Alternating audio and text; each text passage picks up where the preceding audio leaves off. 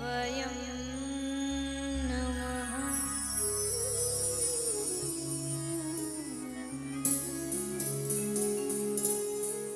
वंशी विभूषितकरा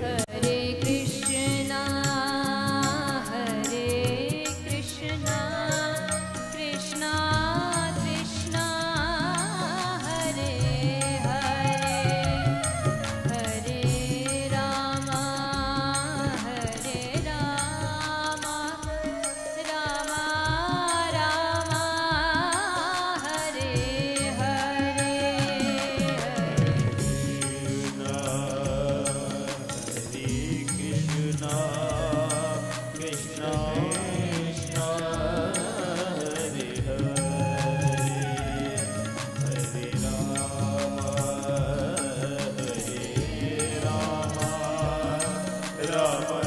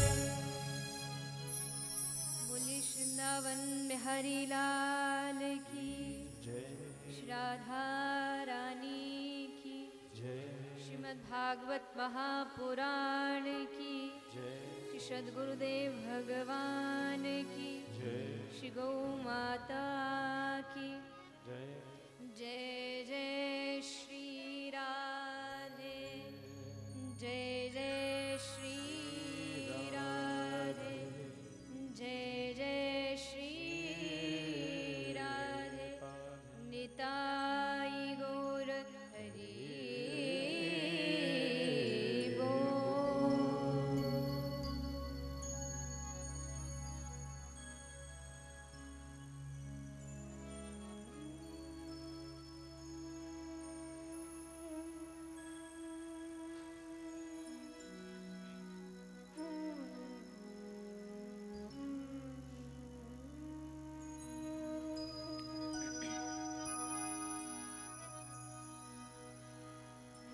आइए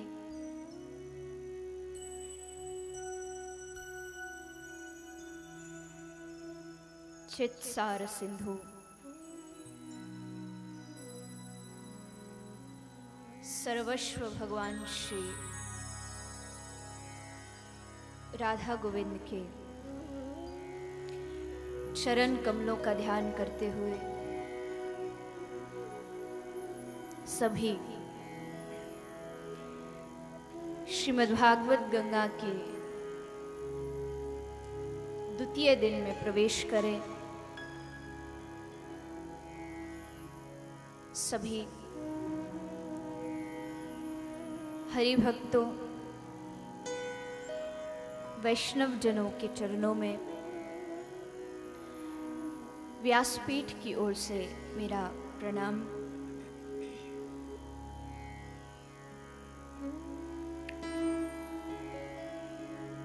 श्रीमद्भागवत कथा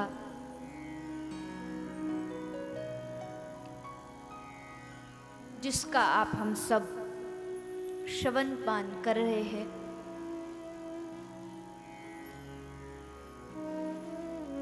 कल भागवत के महात्म्य को श्रवण किया गया।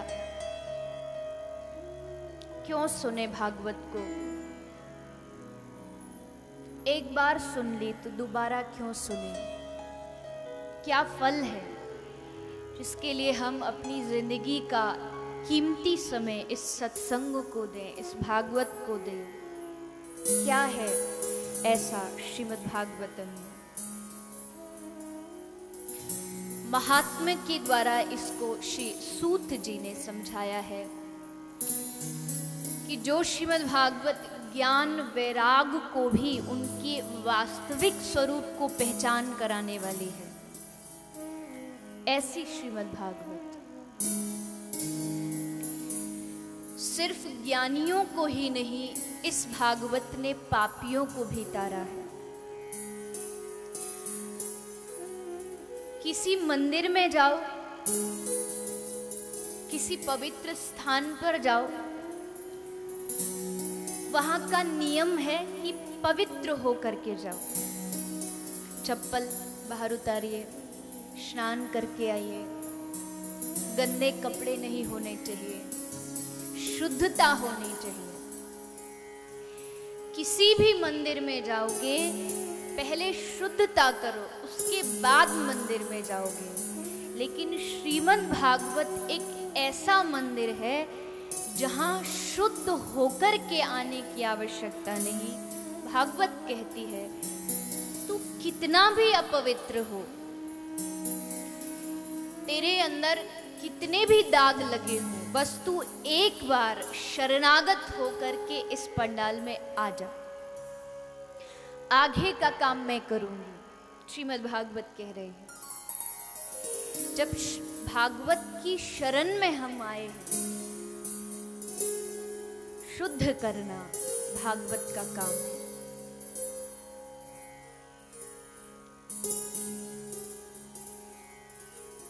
व्यास जी ने वेद लिखे, पुराण लिखे, उसके बाद भागवत लिखी। क्यों? क्योंकि वेद को सभी नहीं जान या मान सकते। जैसे यद्यपि समुद्र अगाध है, समुद्र की कोई सीमा नहीं है, उसकी गंभीरता की कोई सीमा नहीं है। अनंत जल का अधिष्ठान है समुद्र, लेकिन वो समुद्र सबको प्राप्य नहीं है, सबको नहीं प्राप्त हो सकता, और अगर हो भी जाए तो उसका खारा जल पीने योग्य नहीं है। लेकिन वही समुद्र जब उस जल को मेघों को देते हैं और मेघ उसी जल को मीठा करके समस्त लोगों पर उसी जल की वर्षा करते हैं, उसी प्रकार वेद पुराण सबको अनुकरणीय नहीं है। लेकिन वहीं जब व्यास जी, तुलसीदास जी उस वेदों के सार को श्रीमद् भागवत के रूप में, रामायण के रूप में, उन वेदों से मीठा जल लेकर के आप और हम सब के ऊपर वर्षा करते हैं।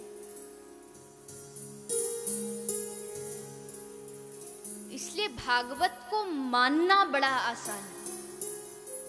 इसलिए तो कलयुग के लोगों के लिए सुनाई गई। सूत जी हुए, व्यास, सबको मालूम था कि आगे कलयुग में कैसे लोग आएंगे। इनको कथा में एक चप्पल का मोह तो छोड़ा नहीं जाता। अब इनसे तुम कहो घर छोड़ के चले जाओ तो कहाँ से जाएंगे। कथा के लिए पहले एक टेंशन रखनी पड़ती है कि लोग आए तो चप्पलों की व्यवस्था होनी चाहिए, नहीं तो ध्यान फिर वहीं रहता है।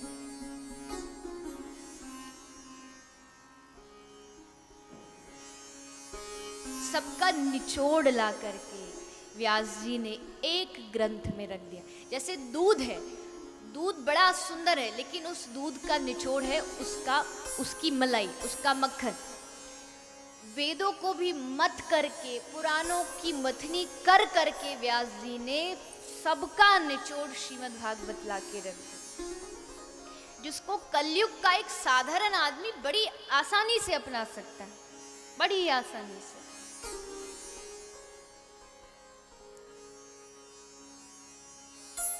व्यास जी महाराज श्रीमद् भागवत को लिखना प्रारंभ करते हैं। प्रथम श्लोक श्री व्यास जी मंगलाचरण के द्वारा प्रभु की स्तुति कर रहे हैं।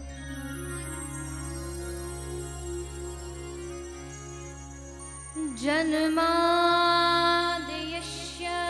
यतुन्वयादितरतः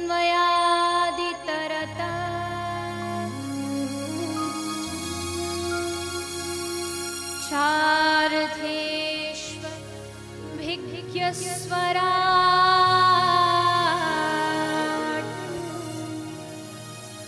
तेने ब्रह्महृदयायादिकवये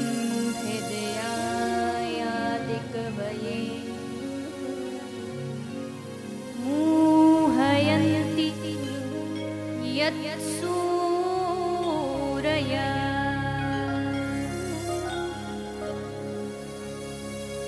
तेजो वारिमृदं यथा विनिमयो यत्र त्रिसर्गो मृषा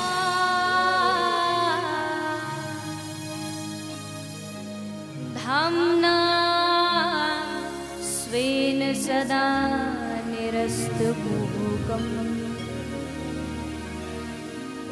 सत्यं परं धीमहि।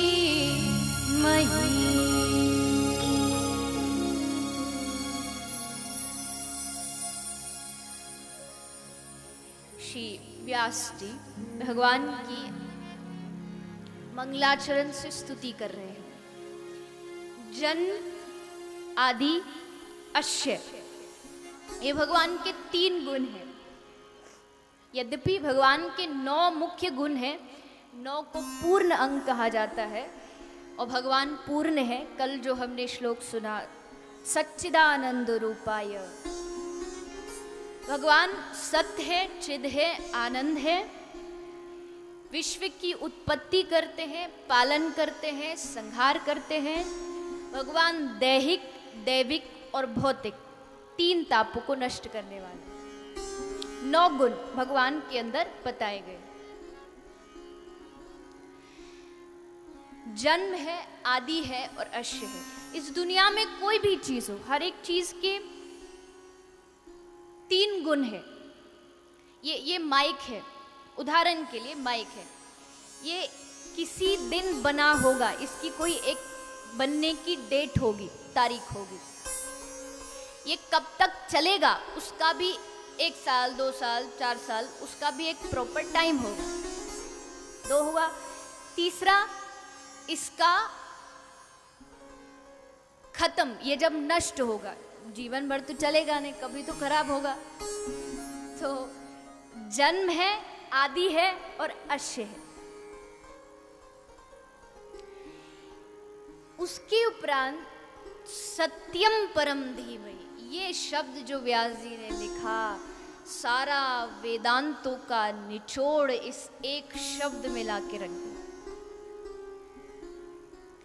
भगवान कौन है? भगवान सत्य है।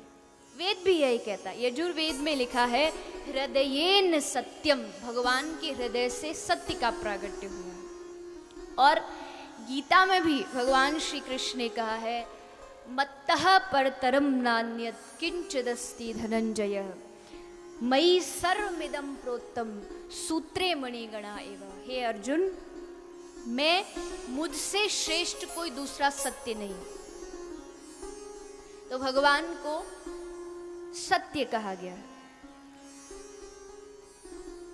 अब थोड़ा ध्यान दीजिएगा, समझिएगा। कई लोगों को आपने बात करते हुए देखा होगा, वो लोग कहते हैं कि झूठ तो मुझे कतई बर्दाश्त ही नहीं। कहते हैं ना, झूठ तो मैं सही नहीं सकता, कोई मुझसे कुछ भी कहे चलेगा, लेकिन किसी ने झूठ बोल दिया तो बस फिर मुझसे बुरा कोई नहीं। झूठ से तो मुझे सख्त नफरत है। और मुझे लगता है वो खुद दिन में 10 बार झूठ बोलता हूँ, लेकिन उसको दूसरे की झूठ से नफरत है, अपनी से नहीं।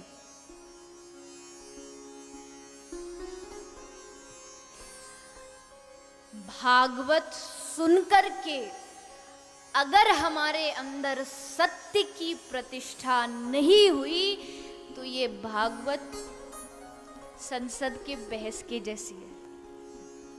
3 घंटे तक खूब झगड़ा चलता है और रिजल्ट कुछ नहीं। 7 दिन तक खूब चली, अंत में ठन पाल मदन गोपाल। 7 दिन बाद फिर उसी झमेले में। सत्य की प्रतिष्ठा हो। एक माता जी कल आई थी कथा में, आपके यहीं का उदाहरण दूं, मुझे नहीं पता आज आई है कि नहीं आई, पर कोई किसी के हाथ से उन्होंने एक लेटर भिजवाया, तो पत्र वो लाई थी। और कोई बहुत अच्छी पढ़ाई कर रही है और उनका एग्ज़ाम है, लेकिन फिर भी वो कथा में आई। उन्होंने सिर्फ अब तक 2 कथा सुनी, एक कानपुर के पास हुई थी और अब पिछली कथा जो भरतपुर हुई थी, सिर्फ 2 कथा सुनी और तीसरी अब यहाँ पे वो आई। तो पत्र तो इतना लंबा, 6 पेज का पत्र था बड़ा पूरा लिख के जो मन का भाव था सब लिख डाला। और वास्तविकता उसमें वो भी लिखा था, पूछ रही थी पता नहीं ये पत्र पहुँचे नहीं पहुँचे, पर माता जी पहुँच गया आपकी तसल्ली के लिए। बहुत अच्छी बात उन्होंने लिखी, कई बात बहुत अच्छी लिखी। मुझे नहीं मालूम कि मैंने पिछली कथा में क्या क्या बोला, उनको सब याद था, सब उन्होंने एक एक चीज़ लिख करके, इस बात से मैंने ये सीखा, इससे सीख के मैंने निंदा करना छोड़ दिया, ये इस बात से मैंने घृणा करना छोड़ दिया, और गौ माता से मैं पहले डरती थी लेकिन कथा सुन के अब प्रेम करने लगी। बहुत अच्छी बातें उन्होंने लिखी। और सचमुच कथा का फल तभी है जब कोई सत्यता को, कृष्ण को, गोविंद को अपने हृदय में बैठाए, वो कथा की सार्थकता है। कथा की पहचान क्या है? बड़ा टेंट है, क्या ये कथा की पहचान है? बहुत लोग हैं, क्या ये कथा की पहचान है? कथा में अच्छा संगीत है, क्या ये कथा की पहचान है?